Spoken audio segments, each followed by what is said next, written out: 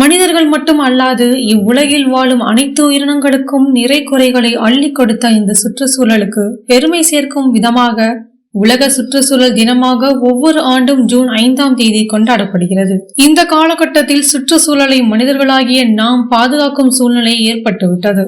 தற்போதைய காலத்தில் இது மிகவும் முக்கியமான ஒன்றாகவும் பார்க்கப்படுகிறது. பெருகி வரும் மக்கள் தொகையாலும் தொழிற்சாலை கழிவுகள் மற்றும் வாகன புகையாலும் சுற்றுச்சூழல் வெகுவாக பாதிக்கப்படுவதை விஞ்ஞானிகள் அறிவுறுத்துவது ஒரு புறம் இருந்தாலும், ஒவ்வொரு ஆண்டும் கூடி வரும் கத்தரி வெயிலின் தாக்கமும் திடீரென்று பெய்யும் பேய் மழையும் அதனால் விளையும் பெரு வெள்ளமும் இயற்கையில் ஏதோ ஒழுங்கற்ற தன்மை உருவாகி வருவதை சூசகமாக உணர்த்துகின்றன. மக்கள் தொகை அளவுக்கு அதிகமாக பெருகியதால் இயல்பாகவே தொழிற்சாலைகள் மற்றும் வாகனங்கள் பெருகின. இதன் கழிவுகள் அனைத்தும் காற்று மண்டலத்திலும் நிலத்திலும் ஆறு கடல்களிலும் கலந்து சுற்றுச்சூழலை மாசடைய செய்கிறது.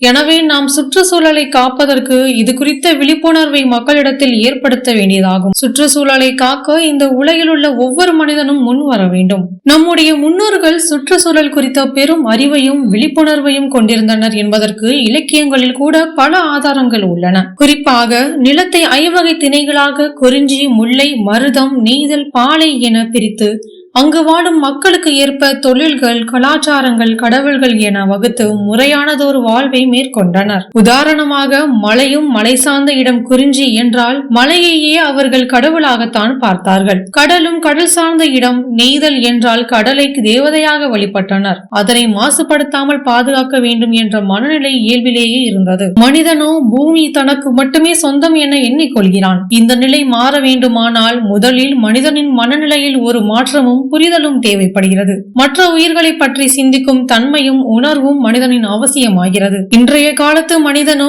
அனைத்தையும் வணிக பொருளாக பார்க்க துவங்கிவிட்டான். நிலமும் நீரும் தற்போது முற்றிலும் வணிகமயமாகிவிட்டன. நாம் சுவாசிக்கும் காற்றும் கூடிய விரைவில் கடைத்தேர்களில் சிலிண்டர்களில் விற்பனைக்கு வந்துவிடுமோ என்ற அச்சம் இல்லாமல் இல்லை. பொதுவாக ஒரு வளர்ச்சியடைந்த மரமானது 4 பேர் கொண்ட குடும்பத்திற்கு தேவையான 260 பவுண்ட் அளவு ஆக்சிஜனை உற்பத்தி செய்கின்றது. செய்தித்தாள் ஒன்றை 9 முறை மறுமலர்ச்சி செய்ய முடியும் என்று சொல்கிறார்கள். எனவே படித்துவிட்டு செய்தித்தாளை கீழே வீச வேண்டாம். 1 மீட்டர் உயரத்துக்கு அடுக்கப்பட்டுள்ள செய்தித்தாள்களை மறுசுழற்சி செய்வதன் மூலம் 7 மீட்டர் உயரமுள்ள மரம் வெட்டப்படுவதை தவிர்க்கலாம் என சொல்லப்படுகிறது. எளிமையான வாழ்க்கை என்பது சுற்றுச்சூழலை காப்பதற்கு துணை நிற்கும். மறுமலர்ச்சி, மறுபயன்பாடு என்ற மனப்போக்கை வளர்த்துக் கொள்வது அவசியமாகிறது. காடுகளை அழிப்பதில் பேப்பர்கள் பெரும் பங்கு வகிக்கின்றன.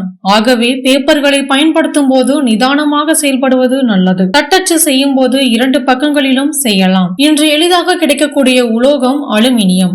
சிகரெட் பாக்கெட்டில் இருக்கும் அலுமினிய தாள்கள், பாட்டில் மூடிகள், மாத்திரைகள் இருக்கும் அலுமினிய அட்டைகள், பழைய பாத்திரங்கள் ஆகியவை மீண்டும் பயன்படும் புதிய பொருட்களாக மாற்றப்படலாம். இவற்றை சேமித்து வைத்து சேகரிப்பவரிடம் கொடுக்கலாம். சுற்றுச்சூழலை பாதுகாப்பதற்கு நாம் முக்கியமான குறைந்தபட்சம் ஆளுக்கு ஒரு மரம் நடுவது நல்லது. அடுத்தபடியாக தண்ணீரை சிக்கனமாக பயன்படுத்துவது, இயற்கை விவசாய முறைகளை கையாளுதல், வீடுகளில் மழைநீர் சேகரிப்பு தொட்டிகளை அமைத்தல் போன்றவற்றை பின்பற்ற வேண்டும். தவிர்க்க வேண்டியதென்று பார்த்தால் அத்தியாவசிய தேவைக்கு தவிர மற்ற நேரங்களில் மோட்டார் வாகனங்களை பயன்படுத்தாமல் இருப்பது, அதற்கு பதிலாக மிதிவண்டிகளை பயன்படுத்த பழகினால் சுற்றுச்சூழல் பாதுகாக்கப்படுவதோடு உடல் நலமும் மேம்படும் வாய்ப்புள்ளது. வீட்டிலிருந்து புறப்படும் முன் மின்சாதன பொருட்களை அணைக்காமல் செல்லுதல் போன்ற சின்ன சின்ன செயல்களையும் நாம் கவனித்து தவிர்க்க தேவையுள்ளது. நெகிழி எனப்படும் பிளாஸ்டிக் மண்ணில் மக்கக்கூடியதே இல்லை என்பதால் பிளாஸ்டிக் பைகளை பயன்படுத்துவதை முற்றிலும் தவிர்ப்பது சுற்றுச்சூழலுக்கு மிகவும் அவசியமானதாகிறது.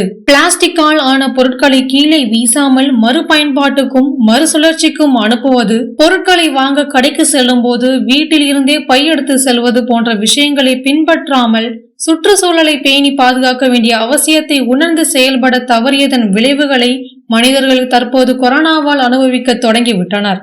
இயற்கையும் சுற்றுச்சூழலும் தன்னைத்தானே கட்டமைத்துக் கொண்டு தனது பருவகால நிலைகளை சரியாக கணித்துக் கொண்டு மனித குலத்திற்கு மகத்தான நன்மைகளை செய்து வருகிறது. அந்த இயற்கைக்கும் அதன் வளங்களுக்கும் தீமை ஏற்படாத வகையில் நாம் அனைவரும் ஒன்றிணைந்து சுற்றுச்சூழலை காக்க உறுதி ஏற்போம்.